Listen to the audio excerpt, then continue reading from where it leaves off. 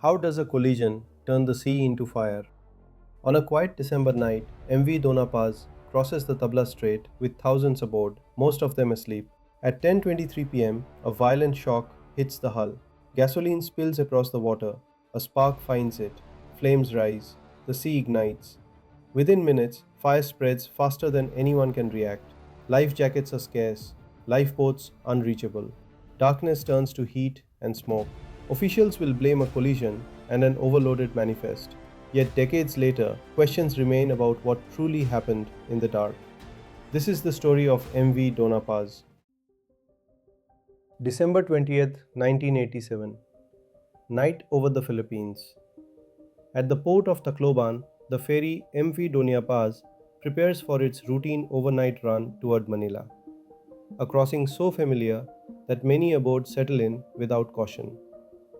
She is an aging Japanese built ferry, steel hulled, with multiple passenger decks, an open car deck, and a single engine room beneath it all. On this night, the official manifest lists 1,424 passengers, but anyone walking her corridors can see the crowd is far larger. Families camp on floors. Workers find space wherever they can. Children sleep beside parents under the open night air. For many, this is simply the cheapest way home for Christmas. Once underway, Donia Pass moves north into calm water, light winds, a steady engine vibration underfoot. Nothing unusual, nothing to warn of the danger ahead. She passes the silhouettes of small islands, dark ridges rising from the sea, before turning into the deeper stretch of the Tabla Strait. Inside, the night remains quiet, vendors settling their goods, radios playing softly, passengers drifting between decks in the warm air. No alarms, no warnings. Just a ferry pushing through darkness on a moonless sea. It is approaching 10 p.m. when another vessel begins moving toward the same stretch of water. A little after 10 p.m., Donia Paz is deep in the Tabla Strait, moving steadily through calm water. Below decks, passengers settle into sleep. Above them, the bridge looks out over a black horizon. No moon, no stars, no visible traffic. To starboard, the oil tanker MT Vector moves north, carrying more than 1,000 tons of gasoline and petroleum. On board, lookout procedures slip. Radar is unreliable. Steering gear is worn. Neither vessel detects the other until moments before impact. In forward cabins, passengers sense a sudden vibration, a sharp interruption in the ship's familiar rhythm. A heavier jolt follows, then a deep, grinding shock. 10:23 p.m. Impact. MT Vector tears into the starboard side of Donia Paz. The collision ruptures Vector's cargo tanks, releasing gasoline that spreads in a thin, highly flammable sheet across the water. Vapor rises almost instantly, forming an invisible cloud above the surface. Ignition follows within seconds. Not an explosion, but a sheet of fire racing across the sea faster than anyone can react. Inside the ferry, lights flicker and fail. Smoke pushes into stairwells and corridors. People wake in darkness, disoriented and unsure where to move. On the exterior decks, flames climb the starboard side and wrap upward along railings. Heat radiates through the steel walls. The air turns harsh and chemical as fuel burns across the water. 10:25 p.m. Fire reaches the first passenger deck. Flames sweep into enclosed spaces as smoke thickens. Within 5 minutes, both vessels are burning from bow to stern. Loose objects slide, voices rise, direction disappears, and outside, the fire spreads with every breath of wind. From the moment of impact, the disaster accelerates. Flames roll across the water in widening arcs. Heat climbs the ferry's steel hull. Smoke begins pushing into the lower decks. Inside, the change is immediate and physical. Cabins drop into darkness. Doors jam against twisted frames. Floors turn hot beneath bare feet. People step into corridors that already feel narrower, not from angle, but from smoke. Visibility shrinks to a few feet. The air tastes of gasoline and burning paint. Outside, fire climbs the starboard side of Dona Paz. Orange light flickers across steel in sharp, broken flames. Every gust of wind drives the flames higher. Inside, direction vanishes. Passengers move by instinct, left toward stairwells, right toward open decks. But familiar landmarks are gone, swallowed in smoke. Power flickers, fails.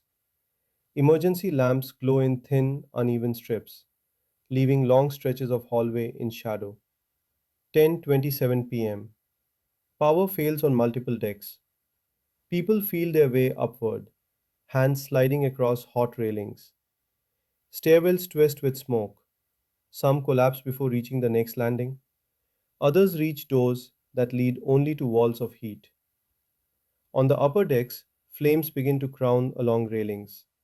Metal warps, paint blisters. The air becomes nearly unbreathable. Passengers cluster at the edges, pressing away from the heat, searching for any direction not claimed by fire. But the flames advance faster than they can move. Stairwells are lost, corridors sealed by smoke, open decks consumed by heat. Shouts turn to confusion, confusion into panic. The sense of up or down, forward or aft, dissolves in darkness. Inside, the ship is becoming unrecognizable, a maze of heat, smoke, and blocked passageways. Outside, the sea reflects fire in long, shivering lines. For those still aboard, escape is no longer certain. The walls are closing in, and the fire outside is growing stronger. When Dona Pass disappears beneath the darkness, the strait is quiet again. No alarm sound, no mayday is transmitted, no distress signal reaches nearby vessels. Only the distant glow of fire marks where the ferry once moved. 11 p.m. Fishermen spot flames on the horizon. They turn toward the light, expecting debris or a small vessel in trouble. What they find is a sea still burning in patches, with no intact lifeboats and no organized evacuation. Survivors drift among wreckage, clinging to planks and floating debris. The water is coated with fuel. Burns and inhalation injuries leave many too weak to call out. Some are pulled aboard small wooden boats. Others slip beneath the surface before help reaches them. By dawn, the window for rescue has closed. Only 24 people survive, the majority crew members from MT Vector. In the first reports, nothing aligns. The official manifest lists 1,424 passengers. Yet, the number rescued, missing, or witnessed on board suggests far more. Names appear twice, names are absent. Families insist relatives boarded but were never recorded. Within days, investigators begin assembling fragments. Interviews from survivors, radar logs from nearby ships, debris collected from the water, and accounts tracing the tanker's final course. The inquiry concludes that MT Vector, operating with faulty equipment and questionable certification, entered the ferry's path. The collision ruptured fuel tanks, gasoline ignited on the surface, and the fire consumed both vessels before any organized rescue could begin. But even with an official explanation, contradictions linger. Passenger counts do not reconcile. Some witness accounts conflict with logs, and the depth of the water leaves little physical evidence to recover. Numbers and records outline the disaster, but they cannot explain the final minutes aboard Dona Paz or the silence that followed. Some disasters erupt in a single violent instant: a detonation, a collapse, a visible break. Dona Paz was not that kind of disaster. For most of the night, it is an ordinary crossing, a ferry moving through calm water between Leyte and Manila, families settling into cabins and open decks, workers expecting to arrive before morning, children asleep beside parents who believe the night will pass quietly. Then, within minutes, the horizon changes. A tanker appears out of the dark. A collision tears open fuel tanks. Gasoline spreads where it was never meant to be. Vapor rises, and fire finds it. There is no massive explosion. The hull does not split apart at once. Engines continue to run, lights flicker before they fail. And yet the ship passes the point where human action can reverse anything. The tragedy of Doña Paz is not only the collision itself, but the long chain of systems that failed quietly before that night. Outdated equipment, overcrowding that exceeded recorded manifests, and a tanker operating without a licensed master or proper lookout. A fact confirmed during the official inquiry.